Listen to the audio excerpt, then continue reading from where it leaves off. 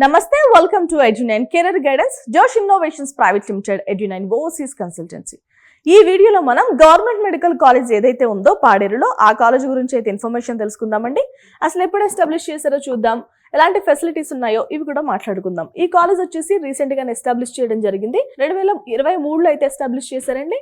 మనకి ఈ కాలేజ్ ఎలాగా ఇనిషియేట్ చేశారు అంటే, ఏదైతే ప్రధానమంత్రి ప్రోగ్రామ్ ఉందో ప్రధానమంత్రి స్వస్థ్య సురక్ష యోజన PMSSY ప్రోగ్రామ్ ద్వారా అయితే దీన్ని ఎస్టాబ్లిష్ చేయడం జరిగింది.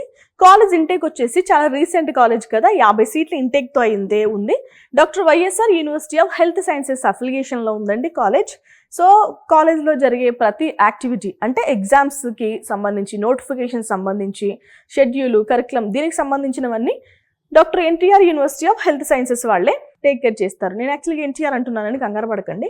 యాక్చువల్గా గవర్నమెంట్ చేంజ్ అయినప్పుడు, జగన్ ప్రభుత్వం ఉన్నప్పుడు వైఎస్ఆర్గా పేరైతే మార్చారు. తర్వాత మళ్ళీ దాన్ని రీసెంట్ ప్రభుత్వం వచ్చినప్పుడు, ప్రజెంట్ ప్రభుత్వం మళ్ళీ ఎన్టీఆర్గా కన్వర్ట్ చేశారు. ఓకే, అంతకుముందు అయితే ఆంధ్ర యూనివర్సిటీగా ఉండేది.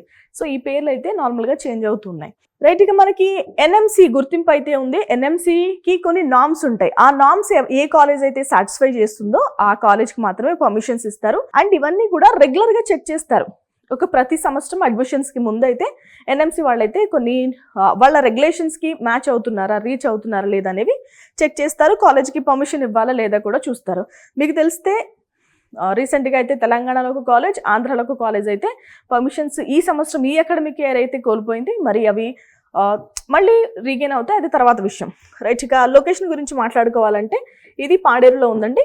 మనకి ఎలిజిబిలిటీ ఏంటి, మనకి MBBSలో అడ్మిషన్ రావాలి అంటే ఎలిజిబిలిటీ ఏంటి అంటే, మనం నీట్ UG అనేది క్వాలిఫై అవ్వాలి. మస్ట్ అండ్ షుడ్గా క్వాలిఫై అవ్వాలంటే అవును, మేనేజ్మెంట్ కోటాకైనా NRI కోటాకైనా డబ్బులు ఎక్కువ పెట్టి చదివినా కూడా మనం నీట్ UG అనేది క్వాలిఫై అవ్వాలి. చాలామంది ఆంధ్రప్రదేశ్లో, తెలంగాణలో ఏం చేస్తున్నారంటే నీట్ ఎగ్జామ్ రాయకుండా వాళ్ళకి డాక్టర్ అవ్వాలని ఉంటుంది, కానీ నీట్ ఎగ్జామ్లో మీరు అసలు అటెండ్ అవ్వకపోతే మీకైతే అర్హత లేదు. కానీ చాలామంది ఫ్రాడర్స్ ఏం చేస్తున్నారంటే, మీరు నీట్ ఎగ్జామ్ రాకపోయినా మేము అడ్మిషన్ ఇప్పిస్తామంటున్నారు. అలా అయితే జరగదండి, ఓకేనా. రైట్, మీరు ఇంటర్మీడియట్ అనేది కంప్లీట్ చేయాల్సిన అవసరం ఉంటుంది. Physics, chemistry, biology and English సబ్జెక్ట్స్లో ఈక్వివాలెంట్ ఎగ్జామినేషన్స్లో పాస్ అయినా ఓకే. OC విద్యార్థులు అయితే 50% కంటే తక్కువ రాకూడదు. BC, SC, ST విద్యార్థులు అయితే 40% కంటే తక్కువ రాకూడదు. మీ వయసు 17 సంవత్సరాలు నిండి ఉండాలి. ఓకే, డిసెంబర్ 31, 2025కి మీ వయసు 17 సంవత్సరాలు నిండి ఉండాలి. మనకి పాడేరులో ఉన్న గవర్నమెంట్ కాలేజ్లో 50 సీట్లు అయితే ఉన్నాయండి. సో 50 సీట్స్ని ఎలా ఫిల్ చేస్తారో చూద్దాం. ఆల్ ఇండియా కోటా వచ్చేసి 15% అంటే 7 సీట్లు. ఇక స్టేట్ కోటా వచ్చేసి 85%, 43 సీట్లు. ఈ స్టేట్ కోటా ఏదైతే ఉందో అందులో మళ్ళీ 3 క్లాసిఫికేషన్స్ ఉంటాయి. కేటగిరీ A అంటే నీట్లో వచ్చిన మెరిట్ ఆధారంగా అయితే ఫిల్ చేస్తారు. ఇక కేటగిరీ B అంటే మేనేజ్మెంట్ కోటా, ఇక NRI కోటా. కరీంనగర్ కోటా వచ్చేసి 50%. ఈ 85%లో ఎన్నైతే సీట్స్ ఉంటాయి దాంట్లో 50% అంటే 22. ఓకే, రైట్, ఇక 35%, 43 సీట్లో 15.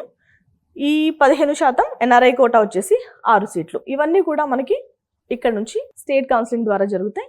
ఇదొకటి మాత్రం MCC కౌన్సిలింగ్ ద్వారా జరుగుతాయి. ఇక ఫీజెస్ గురించి మాట్లాడాలి అంటే, మనకి ఆల్ ఇండియా కోటాకు వచ్చేసి యూనివర్సిటీ ఫీజు కూడా పే చేయాలి. ట్యూషన్ ఫీజు వచ్చేసి 15,000.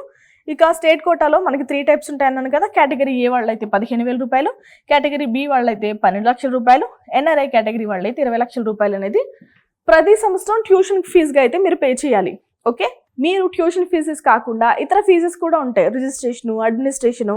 సో ఆ ఫీజెస్ కూడా మీరు పే చేయాల్సిన అవసరం ఉంటుంది. రైట్, ఇక పాడేరులో ఉన్న గవర్నమెంట్ మెడికల్ కాలేజ్లో హాస్టల్స్ ఉన్నాయి అంటే హాస్టల్స్ ఉన్నాయి. బాయ్స్కి, గర్ల్స్కి సెపరేట్గా AC, non-AC రూమ్స్ కూడా ఉన్నాయి. మెస్ ఫెసిలిటీస్ కూడా ప్రొవైడ్ చేస్తున్నారు, సెక్యూరిటీ ప్రొవైడ్ చేస్తున్నారు, వైఫై యాక్సెస్ కూడా ఉంది.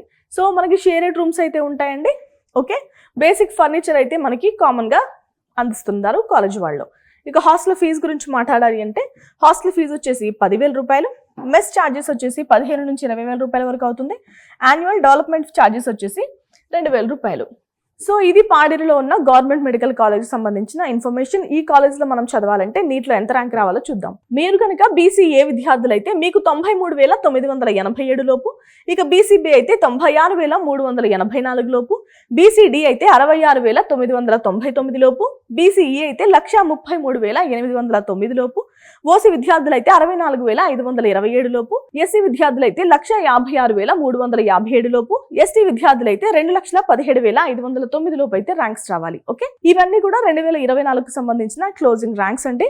వీటి లోపు అంటే నేను చెప్పిన నెంబర్స్ లోపు అయితే మీకు ర్యాంక్ వచ్చినట్టయితే మీరు ఈ కాలేజ్ లో అడ్మిషన్ పొందగలుగుతారు. సో ఇది గవర్నమెంట్ మెడికల్ కాలేజ్ పాడేరుకి సంబంధించిన ఇన్ఫర్మేషన్. మరొక కాలేజ్ తో మళ్ళీ కలుద్దాం. నమస్తే.